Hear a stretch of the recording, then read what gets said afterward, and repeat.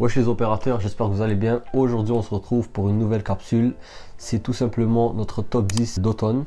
On vous l'avait dit qu'on allait le faire et aujourd'hui c'est chose faite. Donc j'espère que vous allez kiffer la vidéo. C'est parti.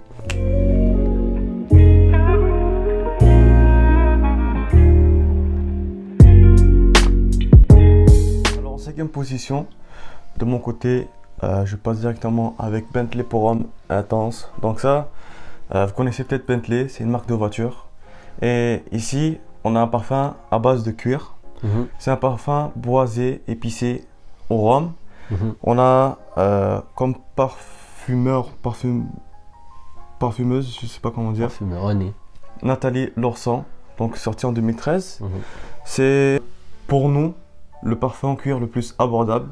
Si on parle surtout de l'odeur qui est quand même assez bonne. Ouais, pour les adolescents qui voudraient se le procurer, c'est je pense un must-have parce qu'il est vraiment pas cher, très bon. Il y a une note de cuir qui est bien travaillée. Cuir, on a du poivre, du rhum, de la cannelle et du bonzoin. Très séducteur comme parfum. Séducteur vraiment.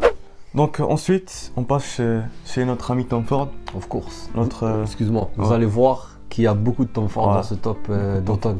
Parce qu'en fait, Tom Ford est connu justement pour les orientaux et les orientaux, c'est très adéquat pour l'automne. C'est ça. Et bon, vous l'avez déjà présenté. Tom Ford Ombre Leather. Ombre Leather, à savoir, c'est un parfum unisexe. Donc c'est au cuir. Le précédent était pour homme, lui unisexe. C'est un parfum cuiré animal avec des fleurs blanches et un côté ombré. Sonia Constant. Sonia Constant, on a fait beaucoup de parfums qu'on aime. Bah oui. C'est dans un autre dans ce top. Ouais, en plus, c'est vrai. Donc lui, il est récent, sorti en 2018. Le parfum le plus vendu au cuir. Ouais, c'est le parfum le plus vendu au cuir au monde. Donc cardamone, cuir et jasmin, très simple et efficace. Aussi, numéro 1 sur, je vous l'ai dit dans la vidéo, la première vidéo qu'on a fait, c'est le numéro 1 dans le classement Fragrantica des parfums cuirés. Je peux dire que c'est un must-have pour ceux qui aiment les odeurs cuirées. C'est vraiment un must-have. Et en plus de ça, dans un autre, ils ont fait un sondage, ça je l'ai vu sur internet. Je vous mettrai le lien en description si je retrouve l'article. Il a été dans le top 10 des parfums les plus aimés par les femmes sur un homme. Donc vraiment, il est cher certes, mais c'est très très beau parfum. Unisexe comme tous les parfums Tom Ford généralement. Donc vraiment, c'est un must-have. Si je pourrais dire, c'est un parfum un peu bad boy pour moi. D'ailleurs, entre parenthèses, on a, ceux qui ne savent pas, un compte Instagram de l'agence. Donc si vous aimez notre contenu et que vous voulez avoir du contenu exclusif, donc si vous aimez l'agence, n'hésitez pas. Alors pour ma part, le premier parfum que je veux vous présenter, c'est le Dior Homme. Voilà, on en a beaucoup parlé sur YouTube. Dior, je pense que c'est une des marques les plus mainstream, les plus répandues. Je fais une vidéo sur YouTube sur Dior, elle explose directement. Donc je sais que Dior est très apprécié par les amateurs de parfumerie. Et donc lui, je pense qu'il mérite vraiment sa place dans ce top. C'est un parfum fait par François Demachy, le nez de chez Dior, sorti en 2020. Elle, c'est la version 2020. Le Dior Homme est sorti bien avant, je pense en 2005. On l'a vu hier. Ouais, 2005. Après, il y en a eu une en 2011. Et maintenant, il y a celle-là. Ouais, et ça, c'est la dernière version. Donc, ils ont enlevé la note d'iris. Je pense que maintenant, c'est des accords d'iris qui vont faire rappeler l'iris. Mais ils ont enlevé la note d'iris. Moi, j'ai pas senti l'ancien malheureusement, donc j'ai pas vraiment un retour sur pour vous dire si c'est l'ancien ou lui qui est bon. Mais lui, je l'ai acheté pour mon père. Celui-là appartient à mon père. Et lui, il a directement kiffé. Moi, j'ai directement kiffé. Je pense que c'est un parfum qui est très facile d'accès. Un grand compliment. Exactement. On peut le porter vraiment tous les jours, mais il est très adapté pour l'automne. Super bon parfum, donc comme je vous l'ai dit, sorti en 2020. Alors François Demachy, dans cette nouvelle version 2020, il a voulu redéfinir l'homme et aussi une certaine façon de voir la masculinité. Donc voilà, c'est un must-have pour moi. On peut le trouver sur Fragrance Net, Fragrance X à des assez bons prix. Maintenant Dior, on sait que ça reste relativement cher, mais pour lui ça va. J'ai vu des prix très abordables. Donc voilà, c'est un parfum que je pense que vous devez choper. Pour le quatrième, on est sur Pure Havane de Thierry Mugler.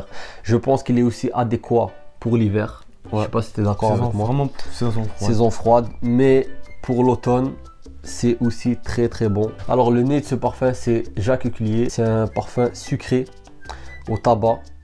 Donc on a aussi du miel. Et justement, la balance entre le miel et le tabac est merveilleusement faite. C'est pas très, on va dire, fumé, ni très mielleux.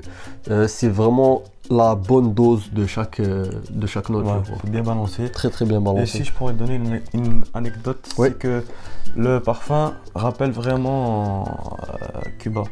Exactement. Quand tu mets ça, on dirait que tu te promènes dans la Havane. J'ai été à la Havane. Lui aussi a été à la Havane. Je pense que toi, tu étais plus jeune, non? Ouais, j'étais plus jeune. C'est ça. Moi, quand j'ai été, ça fait quoi? Ça fait 4 ans, je crois. Vraiment, en ressentant le parfum, ça m'a vraiment mis dans ce mood-là de la Havane, avec justement le cigare, cette chaleur aussi de la ville. J'ai même l'impression, quand je sens le parfum, de me rappeler des boutiques de souvenirs. Ouais, exactement, c'est ça. D'ailleurs, il m'a fait la remarque hier, je trouvais ça très pertinent, c'est vrai. Quand vous rentrez dans une boutique de souvenirs, ça a un peu cette odeur-là, sucré, tabac, etc. Donc voilà, c'est un très très bon parfum.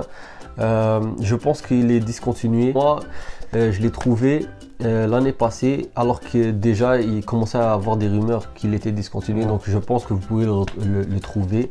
Maintenant, le prix, je peux pas vous garantir s'il va être bon ou pas, mais c'est un parfum à choper. Pour moi, en troisième position, une bombe d'épices, Spice Bomb. Donc vraiment, déjà juste le flacon très joli à voir, très artistique pour moi. Le nom le dit, c'est une bombe d'épices. Ici on a un parfum épicé avec du tabac et de la cannelle. C'est Olivier Polch qui l'a fait. Donc Olivier Polch, il faut savoir qu'il a fait beaucoup de parfums. Je pense même que c'est lui qui a fait le premier parfum, le premier Dior, la première version du Dior Homme. Il est sorti en 2012. Et ce parfum-là, c'est un succès commercial qui a permis justement à Viktor & Rolf de sortir toutes les autres nouvelles versions. De Spice Bomb. Il y a Spice Bomb Extreme, Spice Bomb Night Vision, Infrarouge, voilà. Mais ils ont tous eu un succès commercial. Ça, tous ont eu un gros succès. Et ça, ils le doivent à lui. Donc lui, c'est le troisième parfum de chez Viktor & Rolf. Il y a eu Flower Bomb en premier, qui est pour femmes. Ensuite, il y a eu Antidote, qui est le premier parfum pour hommes. Et il y a eu lui. Et je pense de tous les trois, je pense que c'est lui qui a le mieux marché, je pense. Et donc, juste pour donner un peu les notes, c'est un parfum poivre rose. On sent beaucoup le poivre rose. Le poivre est extrêmement présent. C'est-à-dire, dès que tu mets le parfum, que ça soit en note de tête ou en note de fond, tu vas sentir le poivre. Tu vas sentir avec de la bergamote, du tabac et du paprika. Un très très bon parfum aussi pour les jeunes qui voudraient rentrer aussi dans la parfumerie. Pour la deuxième place, j'ai l'honneur et le plaisir de vous présenter mon nouveau bébé dans ma collection. Tom Ford Noir Extrême. Donc ça, c'est la version donc un peu plus hivernale du noir. Que j'ai. Qui est là, oui. Moi, je trouve le noir vraiment un parfum un peu plus poudré, si je peux me permettre. Lui, c'est vraiment beaucoup plus sur... un peu plus sur... Je trouve un peu plus gourmand aussi. Gourmand, vraiment gourmand. Donc ça, on vous a dit au début, Sonia Constant. C'est Sonia Constant qui a fait le parfum. 2015. Ce parfum-là est un parfum épicé, gourmand et floral. C'est quelques rumeurs, le parfum de Cristiano Ronaldo. Selon les rumeurs. Selon les rumeurs, donc on vous le dit comme ça, mais c'est à prendre avec des pincettes. Pour la petite anecdote justement. Donc c'est un parfum quand même assez oriental selon moi. On a de la cardamone, du kulfi qui est un dessert indien à base de pistache. Et puis de la rose et de la vanille. C'est un parfum unisexe. Les femmes, si vous voulez un parfum, vraiment pour les saisons froides, c'est aussi un très bon parfum. Moi, si je peux me permettre, justement, j'ai pris le noir parce que je trouve que lui a ce côté très féminin que moi, personnellement, je ne pourrais pas c'est-à-dire adopter. Ouais, c'est vrai. Donc, mais ça reste un très bon parfum. Pour moi, ça dépend vraiment aussi du mood. Exactement. Mais c'est vrai que c'est vraiment beaucoup un côté féminin. Alors, je voudrais vous parler d'une maison de parfumerie, une maison de niche qui n'est pas très répandue dans le YouTube game, en tout cas pas vraiment dans le YouTube game francophone. C'est tout simplement Lalique. Et ici, on a Lalique encre noire à l'extrême, très adapté pour l'automne. Plus puissant que la première version qui est encre noire normale, que tu possèdes d'ailleurs. L'avantage de la Lick, c'est que c'est une parfumerie de niche qui est très abordable. Et donc vous pouvez découvrir la parfumerie de niche à un prix très avantageux. Ce parfum a été conçu par Nathalie Laurson. Encore une fois. En 2015. Donc c'est un super bon parfum. Vétiver, santal, patchouli. Quoi d'autre, qu'est-ce qu'on a aussi? Cyprès, pardon. Donc voilà, c'est un parfum que je trouve qui est très adapté pour l'automne. C'est pourquoi je le mets dans mon top. Et voilà. T'as quelque chose à dire? C'est un parfum boisé aromatique. Ouais. Et ambré, donc ça c'est une version, on va dire, avec une sorte d'ambiance je pourrais dire, un peu de noix, si je pourrais me permettre. Ouais, elles sont beaucoup, quand vous le sentez comme ça, elles sont le spray, juste en le sentant, il y a une petite odeur de... gras, un peu de gras. Ouais, de cacahuètes, d'arachide, c'est ça, ils sont un peu ça.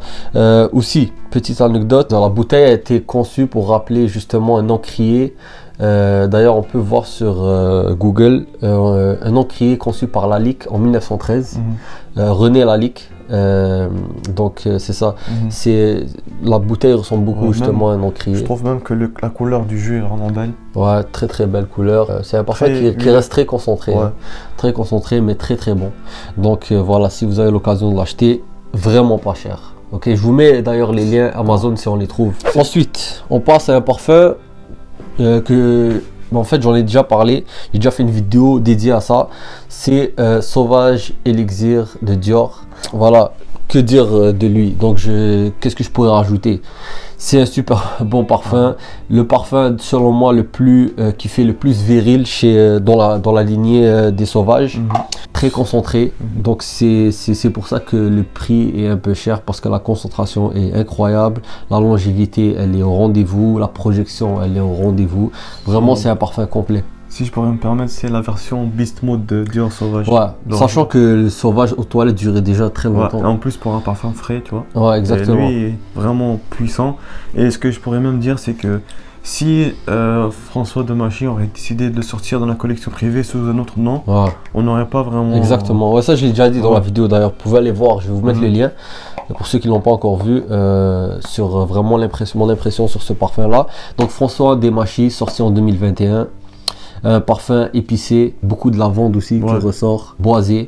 C'est un très bon parfum et je le conseille, bon, malgré le prix. Mais si vous cherchez vraiment, vous êtes quelqu'un qui adore les parfums, la longévité et la projection dans un parfum, lui il va vous satisfaire à 1000%. Et même une petite ressemblance avec Dark Noir, le parfum des années 80. Ouais, d'ailleurs c'est un abonné qui a fait la remarque et je trouve très pertinent. Le parfum que je vous parlais, j'en ai déjà parlé aussi auparavant. C'est un parfum de niche. Magnifique. Un grand parfum séducteur. C'est parfum de Marly, Layton. Donc Layton, c'est pour moi l'ambassadeur de parfum de Marly. C'est ce qui représente vraiment la marque. Facile d'accès. Je sais que vous, au niveau français, les Français n'ont pas vraiment la chance de connaître Parfum de Marly, si je ne me trompe pas, parce que le magasin officiel se trouve à New York, malgré que c'est quand même un nom de français, tu vois, c'est écrit Paris dessus. Donc je ne sais pas si vous avez la chance de connaître Parfum de Marly, mais c'est un parfum épicé, vanille et boisé.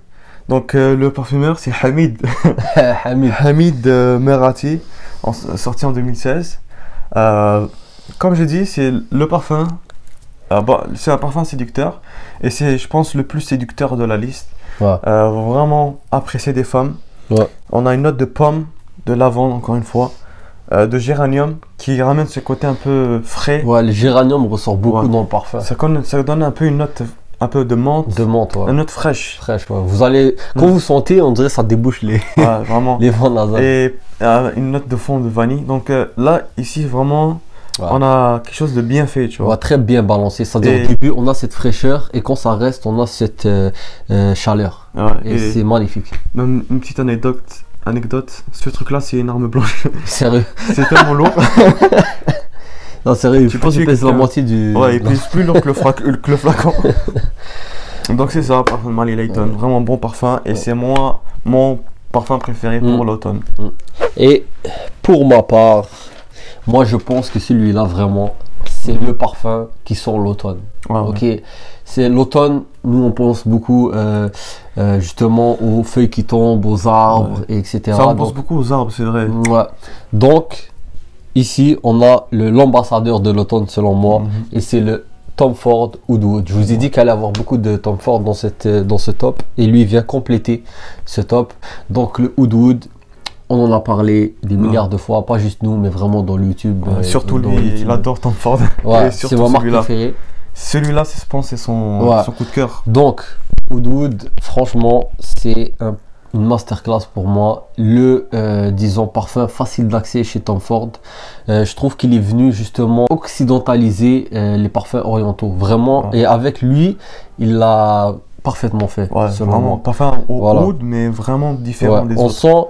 On sent le oud, ok, il n'y a pas de problème, on le sent, mais il y a ce côté très moderne, très occidental, qui est magnifique. Donc ici, on a un parfum qui n'est pas, disons, en termes de longévité, il n'est pas fou. C'est un parfum très intimiste, selon moi. Et je pense qu'en automne, on a besoin des parfums intimistes pour se retrouver. Je pense même, je pourrais dire, c'est un parfum de one night. Ouais. Une nuit avec quelqu'un. C'est ça. Assez cher, encore une fois, Tom Ford de la collection privée, on sait qu'elle est chère. Les nuances. Donc c'est un parfum boisé. Ouais. Épicé. Et balsamique. Ouais, balsamique, ouais. Comme je vous ai dit, il y a du oud dedans qui passe crème, selon moi. Parce que selon moi, le oud, dans les parfums que j'ai sentis, généralement, quand il y a du oud, c'est très puissant. Et ici, on a justement, je pense que c'est ça qui fait la modernité du parfum, c'est qu'il passe crème, que je vous l'ai dit.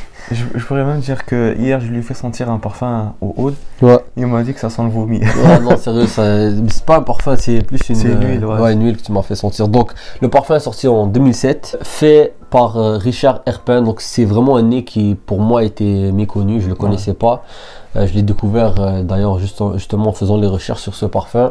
Lui, c'est un must-have pour l'automne. Sorti en 2007. Ouais, voilà. Donc, si vous avez bien sûr le budget vous êtes un passionné de parfumerie, lui, c'est vraiment le parfum à avoir. Et aussi, je pourrais dire que le parfum fait partie des premiers parfums de chez Tom Ford.